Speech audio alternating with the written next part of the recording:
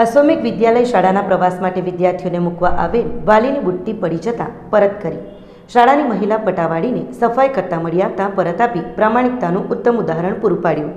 પાટી તાલુકાના સોઢલવાડા ખાતે આવેલ અશ્વમેઘ વિદ્યાલયમાં શનિવારના રોજ શાળાના બાળકો માટે એક પ્રવાસનું આયોજન કરવામાં આવ્યું હતું, જેમાં વિદ્યાર્થીઓને મૂકવા માટે કેટલાક વાલીઓ પણ આવ્યા હતા, જેની અંદર કુંટેજ ખાતે રહેતા હેમલતાબેન દિનેશભાઈ પટેલ તેઓના કાનના ઘરેણા બુટ્ટી કમ્પાઉન્ડની અંદર કોઈ જગ્યા ઉપર પડી ગઈ હતી, જેની જાણ શાળા પરિવારને કરાતા તેઓએ કાળજીપૂર્વક ધ્યાન રાખી સોમવારે શાળા ખુલતા તે સમયે શાળાની અંદર કામ કરી રહેલા મહિલા પ્યુન આહિર ડિમ્પલબેનને મળતા તેઓએ શાળાના મેનેજમેન્ટને આ ઘરેણું પરત કર્યું હતું, જે એક પ્રામાણિકતાનું ઉદાહરણ છે અને આ કિસ્સો જોવા મળ્યો છે. બનાવની જાણ શાળા સંચાલકે શાળાના તમામ વિદ્યાર્થીઓના ગ્રુપમાં તેમજ વાલીઓને ગ્રુપમાં મૂકવામાં આવ્યો હતો, જેમાં ખુંટેજ ગામે રહેતા હેમલતાબેનનું નામ જણાતા તેમણે પરત કરવામાં આવ્યું હતું. તેમને પરત કરવામાં આવ્યું હતું. આ પ્રામાણિક કામગીરી બદલ દિનેશભાઈના પરિવારનો અને મહિલા પટાવાળા બહેનનો તેઓ દ્વારા આભાર વ્યક્ત કરવામાં આવ્યો હતો. દિનેશભાઈએ જણાવ્યું હતું કે ઘરેણું પડી જાય અથવા ચોરાઈ જાય તો ફરી મળતું નથી, પરંતુ આ અશ્વમેઘ શાળાએ જે પ્રામાણિકતા બતાવ્યું છે એ ખરેખર ખૂબ જ પ્રશંસનીય છે.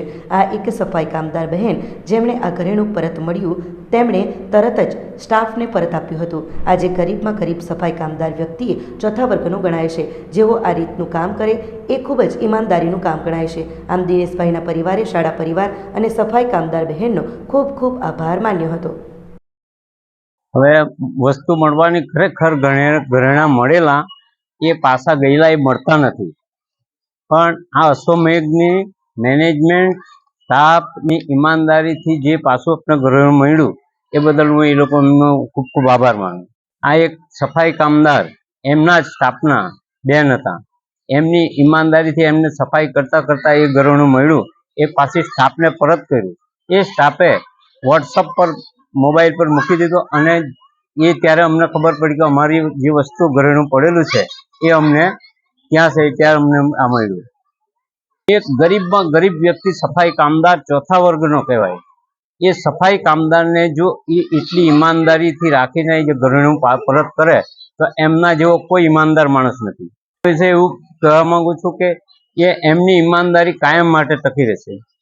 શનિવારે વિદ્યાર્થીઓ જ્યારે પ્રવાસ જવા માટે સવારના સમયે પેરેન્ટ્સ સાથે આવેલા ત્યારે કોઈ એક પેરેન્ટ્સનું ઘરેણું એ આ કમ્પાઉન્ડની અંદર ક્યાંક પડી ગયેલું, જેની જાણ એ વખતે નહોતી થઈ, પરંતુ સોમવારના દિવસે જ્યારે કચરો સાફ કરતા હતા બેન આહિર ડિમ્પલબેન, હા, કે જેમને આ સાફ સફાઈ દરમિયાન આ ઘરેણું મળ્યું, તેમને ઓફિસમાં જમા કરાયું. તેમને જણાવ્યું કે આ જગ્યાએથી આવી રીતે કચરો વાળતી વખતે એક ઘરેણું મળ્યું છે, ઓરિજિનલ લાગે છે, ગોલ્ડનું લાગે છે. એટલે ચેક કર્યું તો ખબર પડી કે આ ઓરિજિનલ છે, અને પછી એને આપણે કોનું છે એ જાણકારી માટે આપણા શાળાના તમામ સ્ટાફના તેમજ નર્સરીથી ધોરણ 12 સુધીના તમામ ધોરણોના વર્ગોમાં પેરેન્ટ્સને પણ પર્સનલી મેસેજ કરી અને જાણ કરી કે ભાઈ આવી રીતનું ઘરેણું મળેલું છે, તો જેનું પણ હોય તેઓ એની સાબિતી આપી અને આ ઘરેણું પરત લઈ જાય.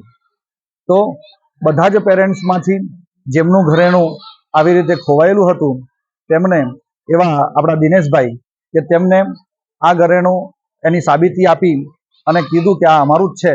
અને એમને ઈચ્છા એવી થઈ કે જો આવા કઠિન પરિસ્થિતિમાં અને સ્વચ્છતાનું કામ કરતા બેનમાં કે જેમની પરિસ્થિતિ બહુ વિકટ હોય છતાં પણ એમને ઈમાનદારીનું કામ કર્યું છે, તો એને બિરદાવવા માટે એમને વિચાર કર્યો કે આ બાળકો તેમજ ગ્રામજનો તેમજ આજુબાજુના વાલી મિત્રો પાસે પણ આ બધી વિગત જાય કે જેથી દરેક વ્યક્તિને પ્રોત્સાહન મળે.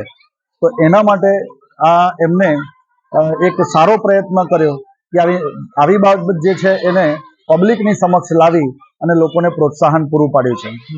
આપણી સંકલ્પ ન્યૂઝ ચેનલને સબસ્ક્રાઇબ અને લાઇક કરો, બેલ આઇકન દબાવો, જેથી આવનાર ન્યૂઝ અપડેટ્સની નોટિફિકેશન આપના મોબાઈલ પર સૌથી પહેલા પહોંચે. Like, subscribe and share the video.